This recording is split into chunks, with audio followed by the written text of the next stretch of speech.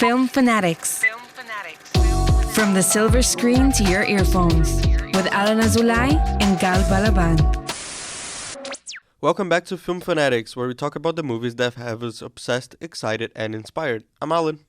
And I'm Gal. Today we're covering an overwhelming amount of movie trailers from this last week and starting a rebellion against Reichman University. I'm just kidding. The Galactic Empire, because Andor is the talk of the town and we're reviewing it after watching it on Disney+. That's right, but first let's get into some news. Or should I say trailers? We don't actually have any news today because we have like 1,000 trailers to go through. We do. So, Gal, start us off with the trades, or I guess the trailers. The trailers. That was terrible. It was. Indiana Jones. I've been waiting for this for a very long time. It felt like they kept delaying it, and finally it's here and ready. Indiana Jones and the Dial of Destiny. What do you think of the title? The title was fine, I guess. Like, nothing that special, but like it does seem like an Indiana Jones adventure, I guess. Let me just say this. I think it's fine, but it's a much better title than The Kingdom of the Crystal Skull. Yeah, also because that wasn't really a kingdom in the end, was it? But whatever. It was like a UFO of the Crystal Skull. Yeah. Exciting stuff. This is being directed by James Mangold. I think this was a good choice instead of bringing Spielberg back. I want to see Spielberg do like original stuff, and I love to see Indiana Mangold's version of Indiana Jones, if that makes any sense. The cinematography still looks very Spielberg-esque. Like, even if we're not just talking the past Indiana Jones movies, it looks like it was shot in the same like cameras that he's used for his last couple movies. But man, this trailer made me smile. They brought back John Rhys Davies, who has like a little monologue at the beginning, and the action scenes. It all looks really immersive. It doesn't look fake or like they're on a set. And I just love Harrison Ford, man. I love that he's still got it. Yeah, I think you can thank Mangold for that, because even when you were watching like Logan, it never seemed like they were in like a soundstage or something. Or Ford v Ferrari, like it was so good, like how they used actual locations to film everything. So I'm hoping he did the same here, and it looks like he did. I loved the age Harrison Ford. He looks great. Yeah, I don't have a problem with that. I can't say anything bad about the de-aging. I think they're using the Mandalorian technology now, which I think is what most studios are going to use from now on, which is like deepfake. The one that they used in, not in Mandalorian, sorry, in the book of Boba Fett, the one where they hired the guy from online. Exactly. So from Book of Boba Fett, I think like that's clearly what they're using here, and it looks good. The one positive impact that show made. Oh yeah, that episode was amazing. That and the Mandalorian episode. Yeah. But like anyway, like this looks great. I'm excited to see Harrison here, because he clearly looks like he has a lot more love for this character than he does for Han Solo. So like, I'm really excited. Like he teared up at D23 when they were talking about the movie, and yeah, he just seems like he has a deep love for this franchise, and so do I, and I'm guessing so do you. Of course. And I'm excited to see what they do with it. And yeah, like Mads Mikkelsen looks great. I think he's playing the villain, right? It looks like it. It has something to do with the space race, apparently. Boyd Holbrook also looks like he's having a lot of fun. I don't know what his role is. Antonio Banderas is in this as well. Yeah, Phoebe Waller-Bridge, who always seems like she's having fun. It does. And now she got to be in a solo movie and an Indiana Jones movie, which is... Oh, she's really following in his legacy. Yeah, which is fun. Yeah, I love the look. I love the feel. I love when the music played. I was like in on it from like the first second. Yeah. And I'm very excited for this movie. I think this might be my top 3 most excited movies that I am for next year. I would not hesitate to second that. Absolutely, top 3 for next year. Amazing. So Second up, we have a trailer based on one of my favorite my favorite video game franchises of all time, The Last of Us. It's coming out on HBO and HBO Max next month in January. Does anyone still watch HBO Live, like as the episode airs? Is that still a thing that people do? I don't know. I haven't done that since Game of Thrones season 8, I think. So I'm not sure. But I'm definitely going to be watching this on HBO Max every week. It looks fantastic. It looks like movie level good, which is to be expected because it's from the Chernobyl guys. I'm pretty sure Johan Rank might have left before they started filming. Because I read that recently. No, but like in the trailer, it shows from whoever from Chernobyl. So it's the producer still, but he just didn't direct anymore. Okay, gotcha. But it was... Wait, I want to fact check this because I'm pretty sure... okay, whatever. So it is Jeremy Webb, Ali Absi, Karen Balagov, Neil Druckmann directed an episode. What the fuck? That's amazing. That's the guy that created the video game. Neil Druckmann. So I don't know any of these people, but that's the only name I know here. And Neil Druckmann wrote an episode as well. That's awesome, man. He's such a talented writer. He created the characters, all that from the video game. He wrote, I think, the scripts from the video games, if I'm not mistaken.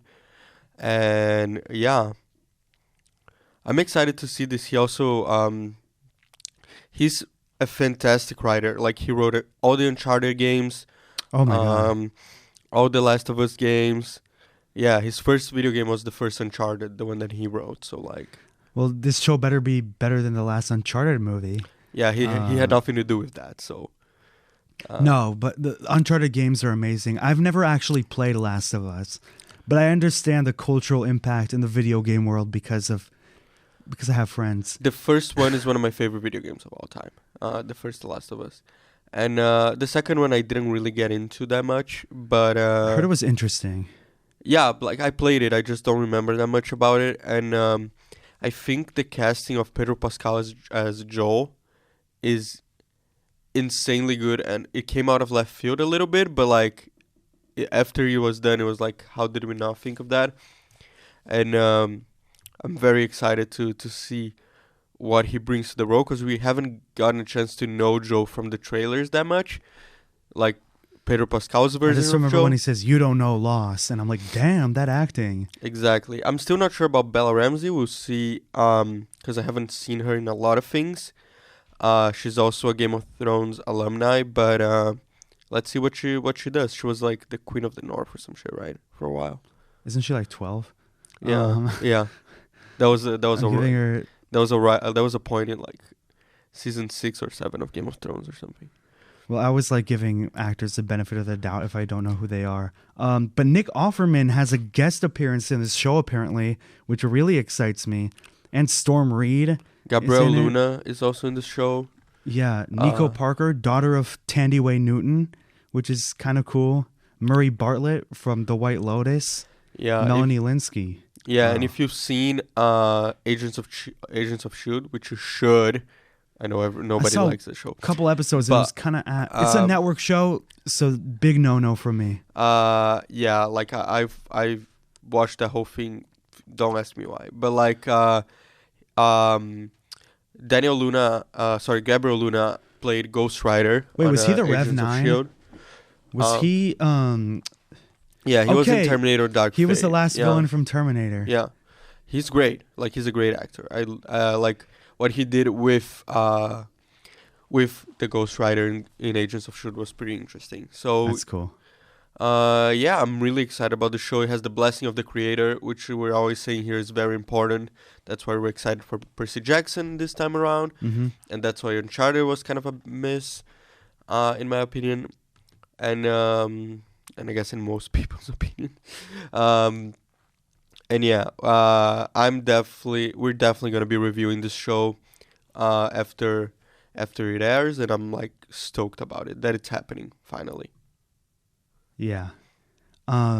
Meanwhile, James Gunn wasted no time after dropping the Guardians of the Galaxy holiday special, because we already have the trailer for Volume 3, and it looks great.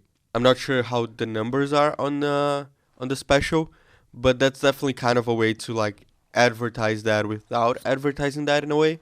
Like, so I because it is a bit early for a trailer for Guardians, but like I'm excited we got it. It looks great. It's 5 months. It's like they used to be more normal than what they've done lately. Yeah, lately it's been more like 3-4 months, but like exactly. Yeah, it looks fantastic. It looks like I'm gonna. Did you cry in the trailer? Not in the trailer, but it looks like I'm gonna do that in the movie, and with damn good reason because I think half of them are dying. What do you think of our sneak peek of Will Poulter as Adam Warlock? He looks fine.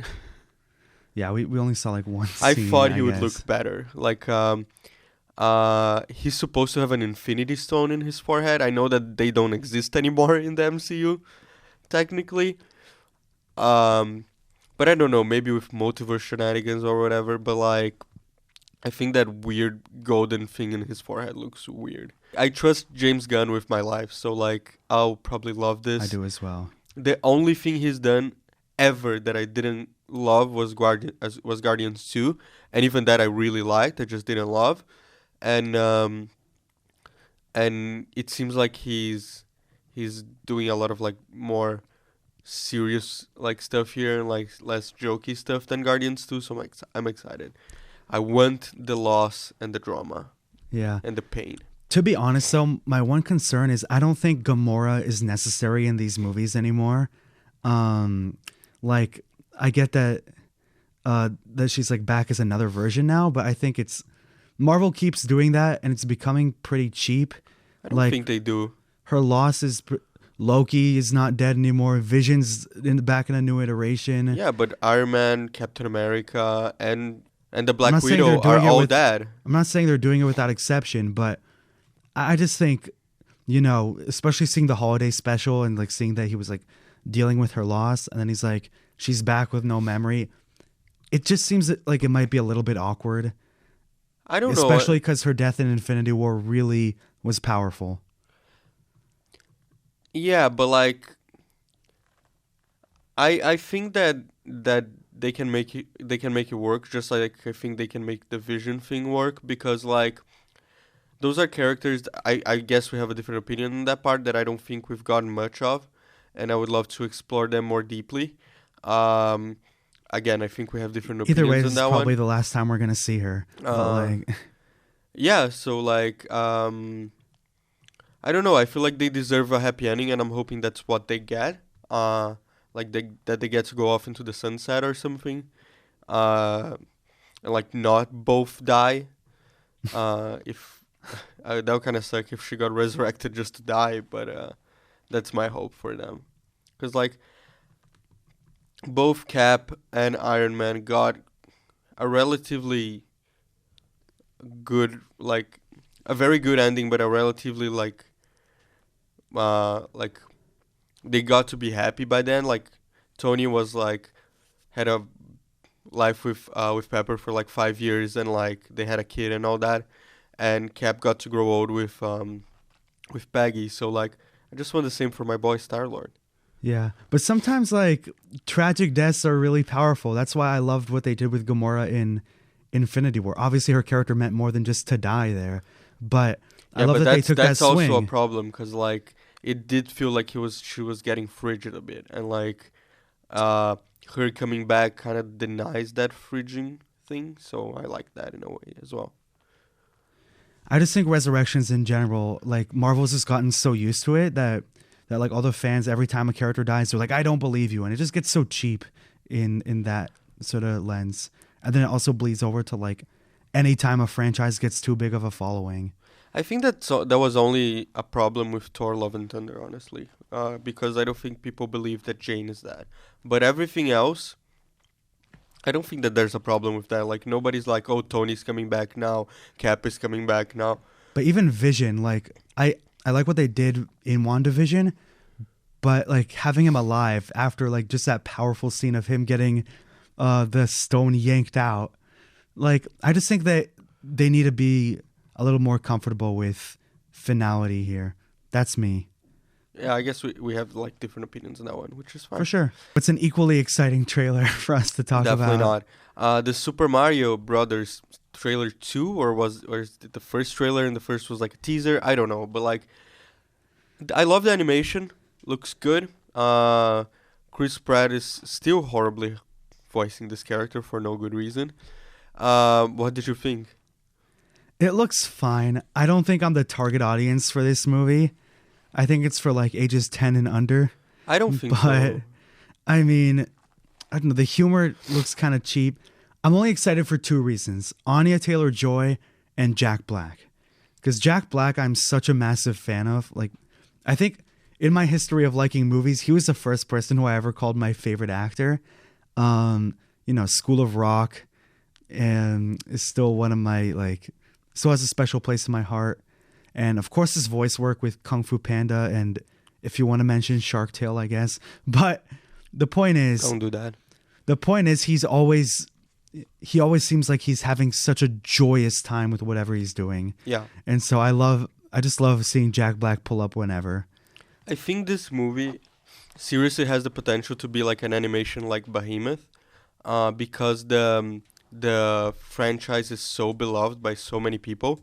Like, I love Mario. Like, I've always loved Mario. It was one of the first video games I ever played as a kid, and I played it like non-stop when I was a kid, and even when I was like a teenager. So like, I love the Mario games. So I really want this movie to do well.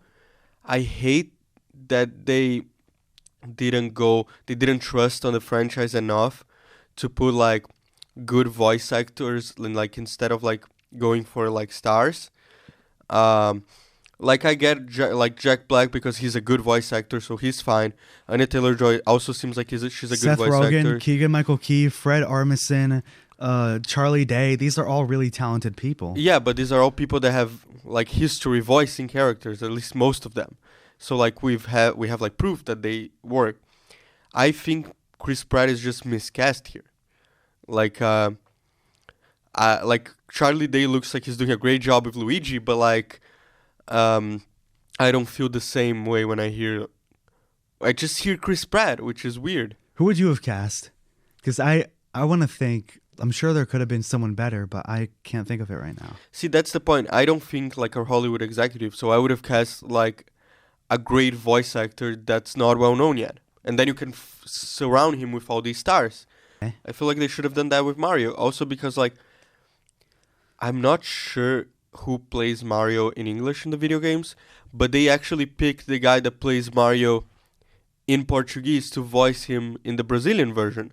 So I feel like they could have done the same thing. Watch it be Chris Pratt in the new Nintendo video game now. Oh, Watch it be like the movie succeeds, so like let's bring back Chris Pratt. Oh God, hopefully not. But anyway, it looks great.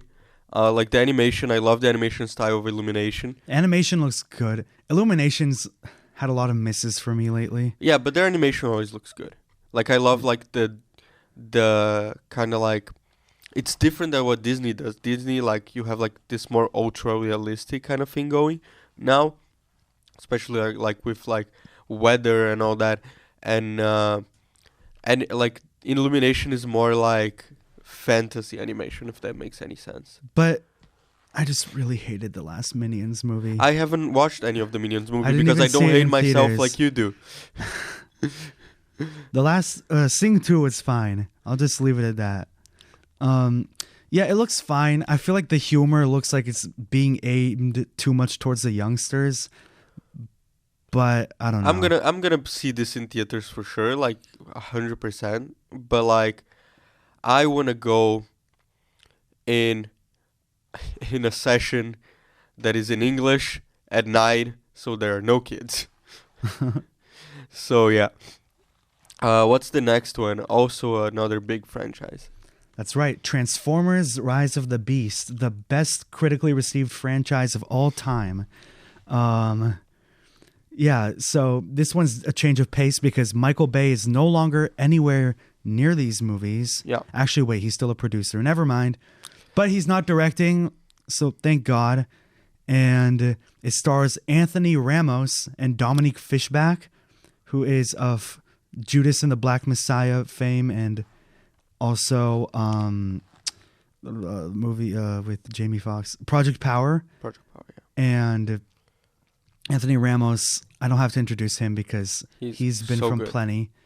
Yeah, let me just say this still looks way better than the main series. It doesn't look as good as Bumblebee. Yeah, just that's what I 'cause was gonna say. I have a simple math equation, which is more Autobots equals worse movie. But Same. I've never been a fan of this franchise. Let me confess that. Like, that's my deepest, darkest secret. Me neither.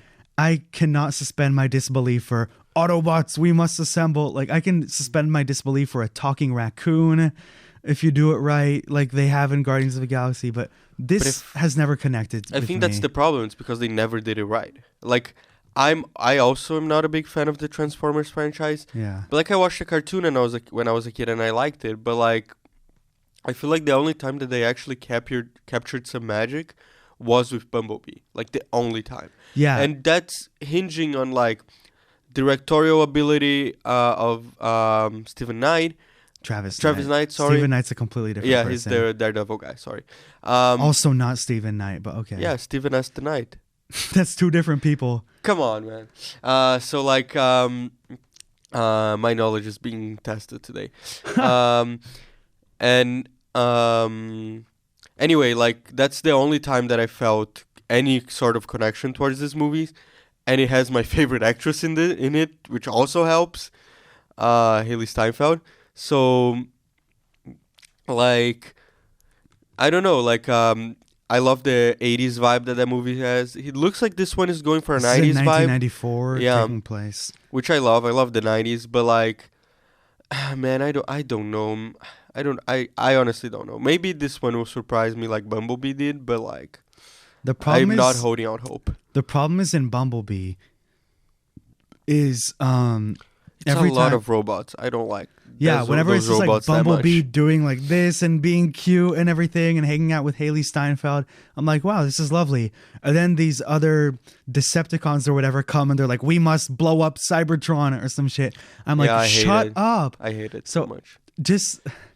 I don't think these movies are for me per se. That's why I really hope they focus more on the humans and like the visuals, I guess, instead of having the characters needing to like give long expositions.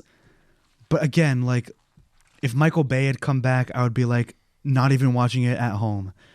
But it's the director of Creed 2, Stephen Caple Jr. Oh, he's Maybe great. he could surprise us. Yeah. He was great in Creed, so. Yeah. Again, I'm a bit biased because I've never really like grabbed onto anything. I know there's people who will defend the first Transformers movie. For me, they were never for me. Apparently for fans, that's what I heard from friends of mine that are fans of the actual source material of Transformers, is that the only time that they felt the movies were as good and as faithful to the source material was the beginning of Bumblebee, when they're in that different planet. I forgot the name of it. Cybertron. Probably. But also, like, again, that was not my favorite scene. No, I know, but like, I'm talking about like the fans of the franchise. Most of them say that like that's when it looked the most like Transformers. That's when it felt most like Transformers, and I can see that because like it was really high quality visual effects, and like they were in their own planet, which is never the case, weirdly enough, in these movies, even though we have the technology to do that. Like, there's always humans around, which again, for you and me, don't want Shia LaBeouf. Like, for me and you, it's good to have like humans like Haley Steinfeld and not whatever Shia LaBeouf was doing back then. But I guess for fans, it must be weird that they don't let the actual Transformers like shine, even though we have the technology to do that now. But I would also be less excited for that movie without like actual people. But again, even with the original Transformers, I don't think it's for us. I just never gripped onto it. And also, anything Michael Bay touches, I didn't even like Ambulance. So like, I just don't enjoy his style. I like The Rock with Sean Connery and Nick Cage, and that's it. But like, I will tell you one thing. I like the look of the monkey. He looks cool. And that's it. Who voices him? It's not Ron Perlman, is it? I don't know. Yeah, it is Ron Perlman. Michelle Yeoh is in this movie. Pete Davidson is voicing an Autobot. See, that'll be fun. Peter Dinklage. Michaela J. Rodriguez. June 9th, if you're excited. I feel like this, now that now that they're not in the main franchise anymore, they're being less indulgent and trying to like welcome more outside fans than the ones who like followed all the other 5 or whatever movies. But yeah, should be interesting. Now something that might be a little more for us or maybe not. Alan, what's our last trailer? We're talking about something I just watched, which is the insanely titled Cocaine Bear trailer. This movie, apparently it's inspired by real events, and I looked this up, and apparently that is not that incorrect. Apparently in the 90s or 80s, a plane did crash and a bunch of cocaine fell from it, and a bear did do a lot of cocaine. Like he ate the package or something, but he didn't do anything. Like he didn't kill anyone. I think he just kind of died. So, which is way sadder. Plot twist is like it's his dream at the end. The bear was dreaming right before death. Wouldn't doubt that Hollywood would do that. But like, yeah. So that was the real story. But like, this looks a lot more interesting, which is the bear goes in a homicidal rage. So that's fun. It looks insane, and I want to see this movie. This looks fun. It looks like it could be both awful or awesome. And even if it's terrible, it'll probably still be a ton of fun. It's directed by Elizabeth Banks, who did the fantastic movies Pitch Perfect 2 and Charlie's Angels. Do you want another good news from this movie? It's only 1.5 hours long. I miss short movies. That's probably not reliable at this time. If it hasn't premiered yet, that's definitely not reliable. What do you mean? Like, it's in 2 months. Usually when it's this close to a movie, that they already released the time. Trust me, they change sometimes, but it's not going to change that much. They're not going to add half an hour to Cocaine Bear. No, I'm saying like it might not be an official report and it might not be reliable, but this movie has quite the cast. Kerry Russell, O'Shea Jackson Jr., who I love, Alden Ehrenreich, Jesse Tyler Ferguson. Fucking Ray Liotta's in this? Yeah, R.I.P. I think this is his last movie. Which is, I guess... What a way to go. Yeah. Matthew Rhys is in this movie as well. What a way to conclude your... From The Americans with Kerry Russell. Oh, holy shit. They're married in real life, They got to work together, and that's sweet. Yeah, they are married in real life. I don't think I've seen either in a movie in a while. Cause she was in the last Star Wars movie. She was in Antlers. That's right. But before that, she was in Rise of Skywalker. Yeah. He was in A Beautiful Day in the Neighborhood and Perry Mason. I haven't seen that show yet, but I hear it's good. Me neither. I hear it's good as well. Anyway, so it looks so fun, and we're gonna definitely talk about it because February is like a dead month for movies, so we're definitely gonna be talking about it. Yeah, we'll probably be at the peak of our Oscar coverage and hopefully enjoying Ant-Man. Oh yeah, you're right. Ant-Man comes out in around the same time. It's February 24th, so it will be a nice break from awards coverage to talk about something really dumb. Yeah. We'll probably have a guest here for that because this is gonna be a fun movie to like simultaneously rip apart and just talk about how much we need it. Yeah, for sure. Are you ready to move on to our review this week? The only review we have actually today. Yeah. So it's a show with a very long title. Yes. No, just Andor. So, do you want me to start or do you want to go for it? Yeah, go ahead. Okay. So, Andor is the Star Wars shows that I was most excited about. I think I talked about this before on the show. Especially after Obi-Wan disappointed the hell out of me. Even though that was the show that I was most excited about. Andor was a clear second. And it's all because of the creator. The creator is Tony Gilroy. He's Oscar nominated. He directed Michael Clayton, The Bourne Legacy. And he did the Rogue One reshoot. The best Bourne movie. Which in turn made Rogue One, at least in my opinion, probably the second best Disney Star Wars film. And like in my top 5 Star Wars films of all time. And just a great film overall. I think that's a fair thing to say. That movie's also good. And that's why I was really excited about this. I'm usually not that big into prequels because, like, we know how Cassian's story ends. But again, because of the people, bang. Exactly. But because of the people behind it, I was like, you know what, this is gonna be fantastic. And I was right. I actually don't think I've seen The Bourne Legacy, but I hear it's the worst one because it's the only one without Matt Damon. What did you think? I liked it. I definitely think a lot of people are leaning towards this is one of the best Star Wars things ever, and I'm like, okay, I'm glad you like it. I'm not gonna say relax, it sucks or something. I'm not at that same hype level, but I certainly enjoyed it, especially the directing. It was a really good change of pace from the last couple of shows because it felt like something always needed to happen or else the show felt like it was failing itself. Here, it could just really take itself slowly. It wasn't as like movie level pace like Book of Boba Fett or Obi-Wan. It was more like pace like a show, a streaming show like Ozark or Rings of Power. Any streaming show or, just where it can let itself breathe or stay in the same place for a little bit so that the characters can really like ingest what's happening. That being said, I think we've talked about this. It does get really slow sometimes. Yeah. I think we've said this a million times before, but like I watch it weekly when shows are premiering weekly, and Gal watches it after they're done airing. Like he binge watches it. In the middle of the show, like not middle, even less than that, I think episode 4 or something, I texted Gal and I was like, this show sucks. It is so slow. I want to kill myself. So I'm happy to report that changed drastically for me.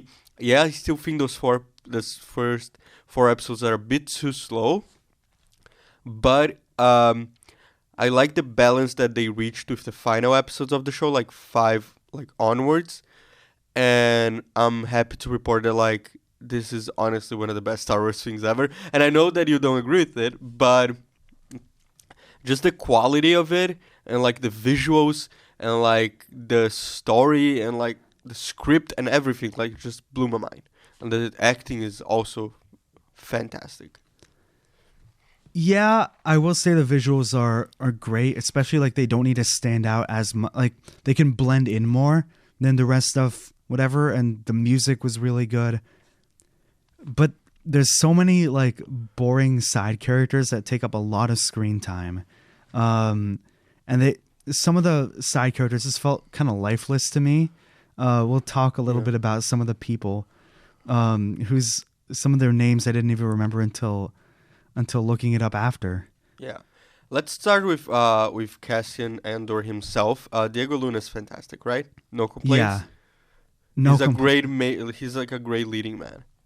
Absolutely, and he proves that again here.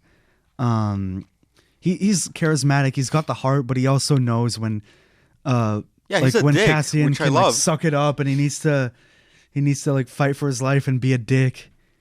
But like that way. It's really easy to also it's the fun thing about this first season. It's basically the story of Cassian becoming a rebel, right? Like it's the beginning of the rebellion in general. Yeah, but like for him, I mean, like for Cassian in himself, it's like him being like totally disillusioned and thinking like that's the shitty way we're always gonna live under the Empire, to him becoming a rebel, right? And rebel in the real sense of the word, that rebels have to kill and rebels have to like rebel. Like it's not the pretty thing that it looked in episode 4. Yeah, exactly. In the other movies or in even Rogue One, it's like this badass heroic thing. Here, rebelling is this ugly thing. There's still macabre and violence. No, but even in Rogue One, Cassian kills a guy from the rebellion because it's the best thing for the rebellion. So like, I like the idea that we got to see a Cassian that wasn't like that, but we're seeing him become that, which is what he is already in Rogue One. So, and we see who did that to him, which is Mr. Stellan Skarsgård as Luthen, which is a bastard of a character. But he's right. That's how the rebellion gets done. So I love that. He's cool. He's a very interesting character, and that's a testament to Skarsgård having a great on-screen presence, all in all. Yeah, I think he's my favorite character from this show. For sure. Yeah, he's great. Like his acting is out of this world, and like I love again his progression. He has a speech in the second to last episode, if I'm not mistaken, about the rebellion and about sacrifice and all that. That is honestly one of the best speeches in like Star Wars history. It's so good, so good. There's a speech in the finale that I will never forget. That's also top 10 Star Wars speeches.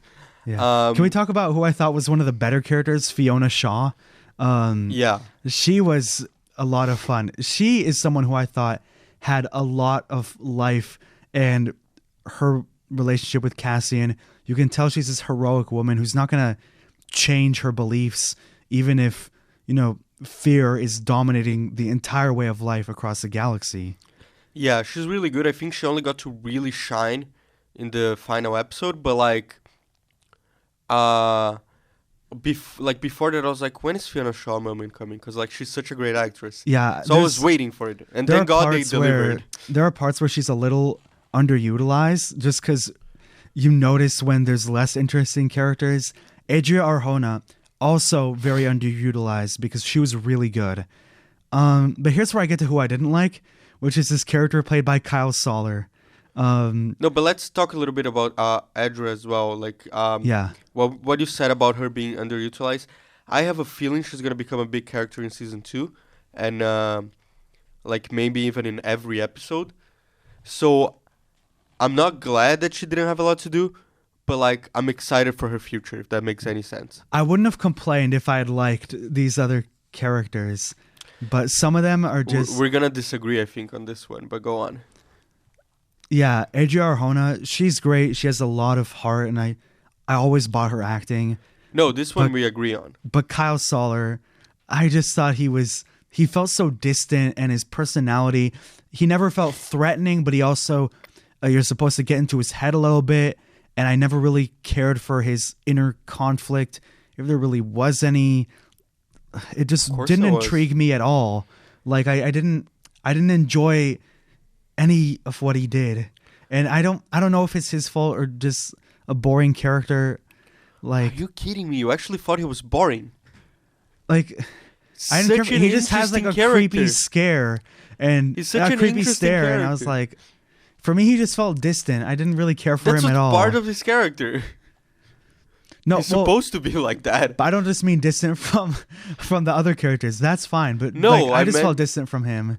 Yeah, like that's part of his character. He's supposed to be like this aloof presence that he is he's on the journey to become this psychopath, and he's a very subtle beginning of him being him believing in the Empire and all that, and trying to be the best officer that he can, and being fucked by the system, and everything he goes through afterwards, having to move back with his mom. I thought it was such a cool, real portrayal compared to a lot of things we see in Star Wars, and him having to go through that and then getting back to the Empire and all that, and just his obsession with the Empire and another character, which gets a little bit spoilery, so I won't mention that, but his obsessions with all of that, I thought it was one of the great characters of the show, honestly.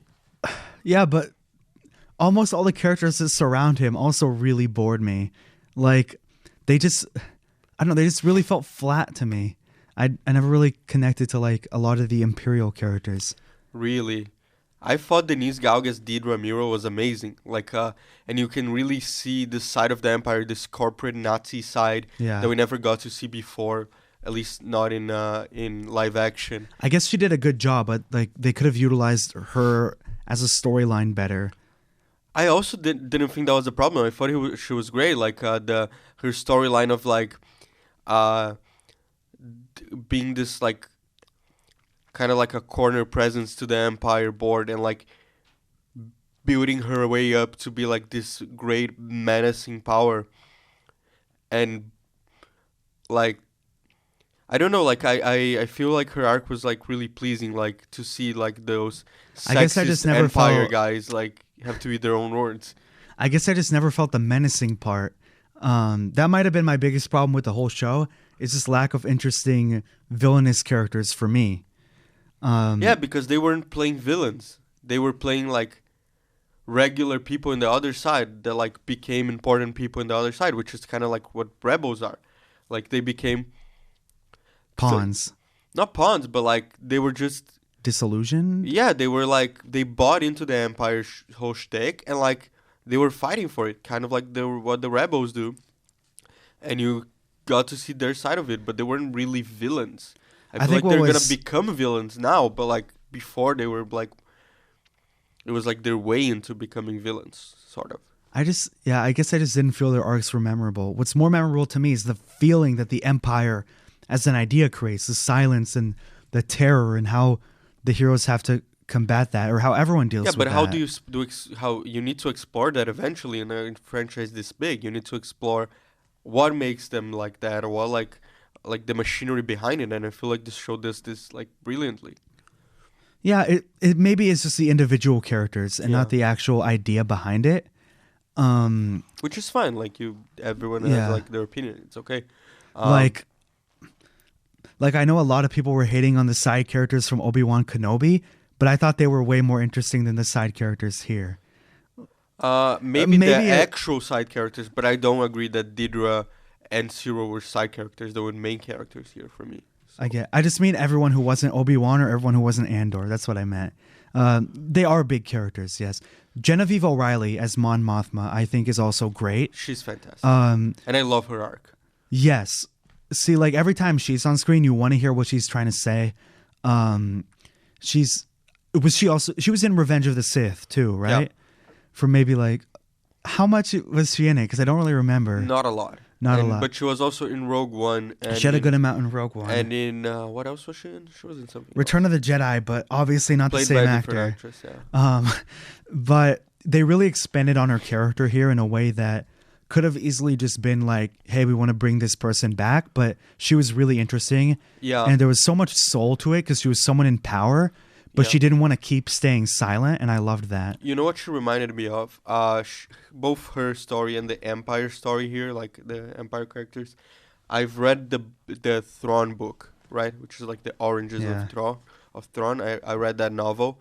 Yeah. And it really reminded me of that, so it makes me feel like they did their homework of like how these societies worked under the Empire, because we never really explored that era of like how it works, like how the Senate works and how like the political machinery works.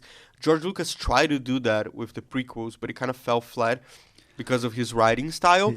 Yeah, every time I hear the word separatists in this show, I'm like PTSD from all the boring politics in the prequels. But like you can make it interesting, as this show proves. Yeah. That like, and I know you're never probably gonna do that, but like if someone that's listening to this or watching us, like, go back and like read some of these amazing Star Wars books that talk about that stuff, especially Thrawn. That book is so good, and you really get into like, it's about the rise of Thrawn in the Empire. So it's kind of like a similar idea with the Empire characters here. Like it is canon technically, so like that also helps. It's drawn by Timothy Zahn from 2018. So that's the book I'm talking about, because there's like 4 different Thrawn books. I remember Alan saying once on the show that he wants Benedict Cumberbatch to play Admiral Thrawn. So let's see if that happens. No, they already cast him. Oh, they've cast him? For what, Ahsoka? For Ahsoka, yeah. Interesting. It's the same guy that played him in Rebels, that did the voice in Rebels, which is Lars Mikkelsen. Oh, that's cool. Yeah. He was the villain in Sherlock season 3. Yeah. So I'm excited for that. And he was the voice of Thrawn in Rebels, so I'm really and he was really good in Rebels, so I'm really excited to. And his brother was also in the Star Wars universe. Yeah, so I'm really excited to see him as Thrawn. He looks great in like the fake makeup I seen online, so I'm excited to see that. Anyway, point is, I feel like this show explored that side of Star Wars which we don't really get a lot in live action, and I enjoyed that. There's also an actor who gets, I think, only 2 scenes in the whole show, and he eats up the scenery. I mean, he's an actor who I think people knew he was going to be in the show. He was also in Rogue One, and he shows up later, and had these two amazing scenes with Stellan Skarsgård that I loved. I don't know if it's a spoiler though to say that Forrest Whitaker is in the show. Oh yeah, and I thought he was excellent. I mean, but if you know anything about Star Wars, you know that you couldn't make this show without him. Yeah, he's also Forrest Whitaker also had a quick scene in the Jedi Fallen Order video game, which I loved when he showed up. He's also in Rebels. Is he? That's cool. I don't know if he's played by the same guy, but like the I don't know if he's played by Forrest Whitaker, but the character is in Rebels. Yeah, so he does a great job in his couple of scenes. There's also a really great arc in the prison, which this is one of the most sadistic prisons I have seen in like a fantastical world. And it makes you feel that same sort of like resentment. Is that the best the prisoners episode? Are feeling. Which there are the 3. final episode in the prison. I think that's the best episode of the show. Maybe because the action in those last 3 episodes, there's also like a chase sort of in the end of episode 11 with Stellan Skarsgård that I really liked. Yeah. The action in those last 3 episodes are what sort of elevated the show for me when I was like, this is decent. And then at the end, I was like, that's great. Yeah. And I think the other character, it's been out there, like people are spoiling the hell out of it. But like, warning, you can say it. In the prison episodes, we have our main man. I always like to point to Gal, even though I know his name, but like I'd like to do that. Yeah, of course. Andy Serkis is back. He's not playing his previous Star Wars character. Yeah. He's not like, he doesn't end up getting burnt, and then he's like, I've changed my name to the Supreme Leader Snoke. That would have been insane if they did that in a bad way. But like, I really liked his character here, and you were talking about like, like just how real some of those prison scenes were, and I think it's because of him. Like, he did a really good job in those scenes. Yeah. Even the side actors in the prison scenes, like the actors who had a couple lines, I was like, damn, these guys are doing a really good job. And everyone who played the prisoners, actually. Yeah, for sure. So, if you had to rate this show, actually, let's first talk about, like, where do you want season 2 to head in? Rumor has it K2SO is going to be joining. No, I think that's which confirmed. Would be okay. That would be lovely. Because he was supposed to be in the first one, but because of like scheduling with the actor, he couldn't be. I think that's what it was, if I'm not mistaken. And then, this one ends on kind of a cliffhanger. We know that Cassian's going to make it out because he's the titular character and he has to survive for Rogue One. So he's going to be alive for the whole 12 episodes. But he's the only confirmed character next season so far. I'd like to see more with Adria Arjona, hopefully, and more colorful planets and sets. And, of course, K2SO. I loved him in Rogue One. Okay, I agree with all of that, but I have like some different things that I want to see as well. I want to see like a deeper exploration of Mon Mothma in the second season. I feel like there's a lot still to talk about with her, and I want to see more like her in the Senate and like all that shit that I love. So I want that. Watch them like tomorrow. Greenlight Mothma, a Disney Plus original series. Honestly, I would like that. But anyway, like I want less of her family stuff and more of like her political maneuvering to help the rebellion. I want to see how that looks and how that feels in live action and all that. Because again, we had all that before, like in books and animation. But I want to see that in this high quality. Not that the animation wasn't high quality, but like I mean, like in this movie level, like storytelling. And so I want more of that. I want to really see both Cyril and Dedra become these like menacing figures, or at least for Dedra to become like this insanely menacing figure, and like Cyril to be like her bumbling like protege or something. I don't know. Spoiler: they both don't die. Yeah, like we're talking about season 2, so I guess if you're still here, like you probably watched season 1. So like, there might be a romantic thing going on between them. I really hope that's not the case. I feel like they would do that, honestly. But like I would like something a little bit sadistic. You know what I would do, like sadistic style? Like I would make her use him in that way, like you know what I mean, like her knowing how he's like very into her and like using this to make him like her puppet. I think that would be. He's like, come on, I'll pass this bill in the Senate if you come over tonight. She's in the army, modern, so I don't think she would do that. But like, I'll I get give you what some you mean. Military resources, if you know what I mean. But like, yeah, I'm excited to see like how those two characters evolve in the second season. It's supposed to be like not right after. It's supposed to be like a couple of years after season 1. Oh, so, I didn't know that. That's cool. So I'm excited to see that.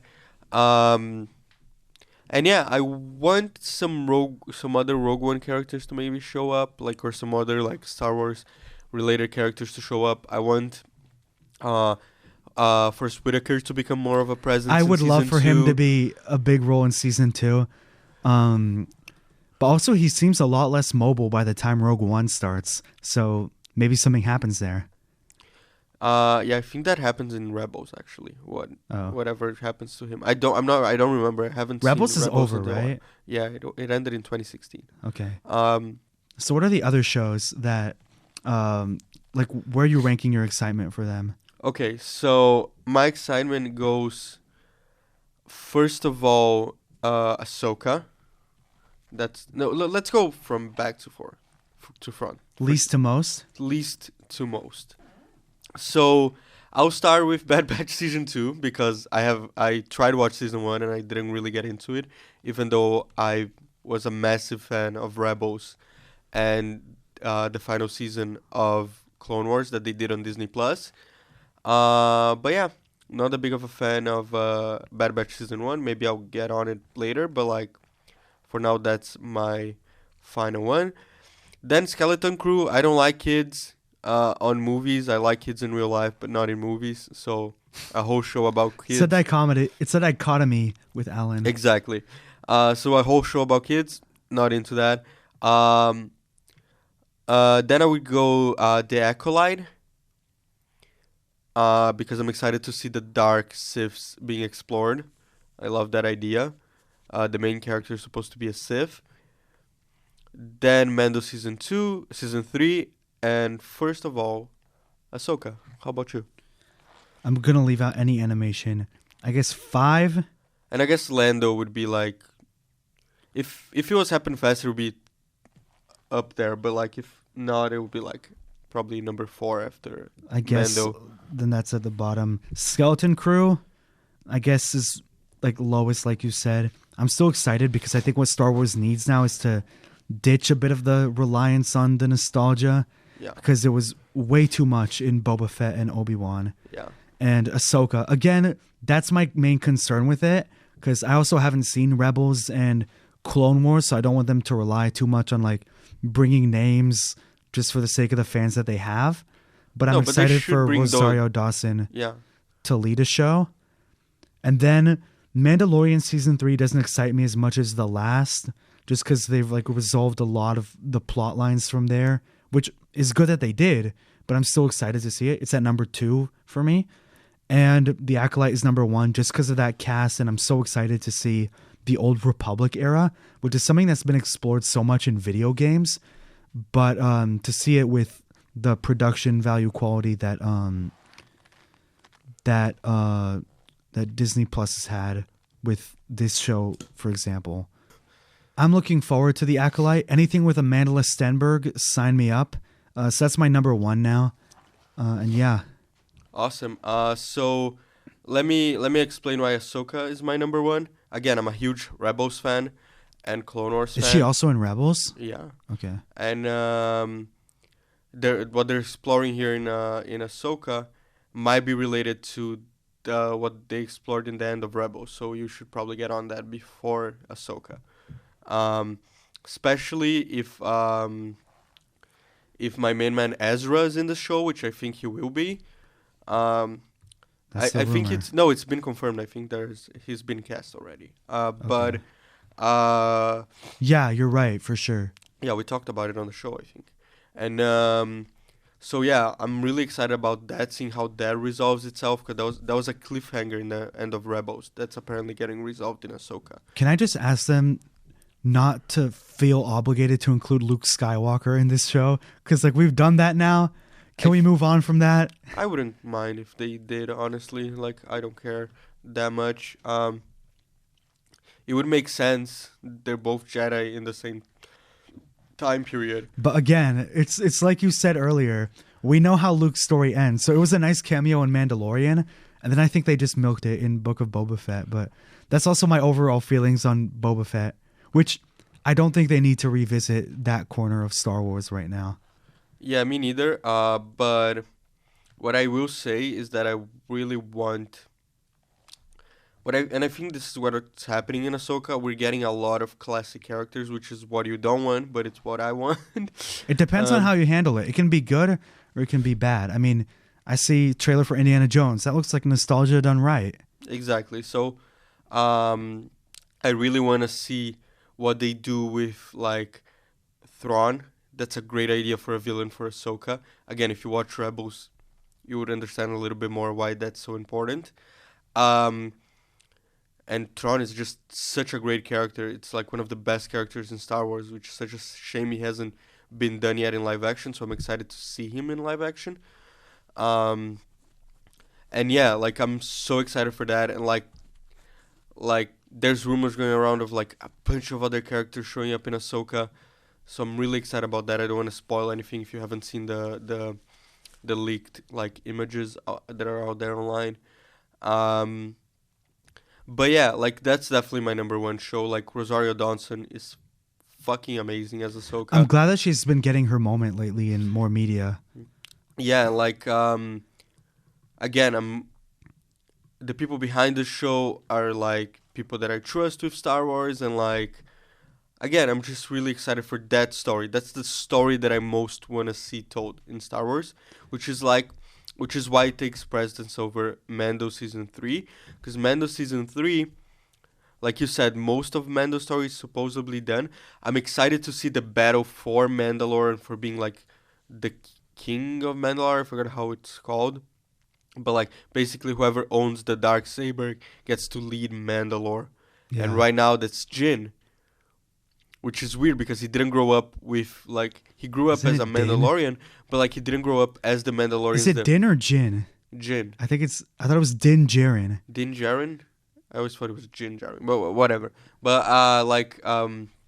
that's a cool name, though. He didn't grow up with the royalty of Mandalore. Yeah. Oh, my God. The armor, whoever plays her is good, but she annoys me so much sometimes. She's like, you must be exiled because you removed your helmet. I'm like, stop being so obsessed with your helmet. Yeah, I hate that because not every Mandalorian actually follows that rule also. Like, the royal family of Mandalore didn't follow that rule. They took their helmets off all the time. And the armor just needs a cup of tea. And they were the royal family of Mandalore. That's what I think. The armor just needs some friends.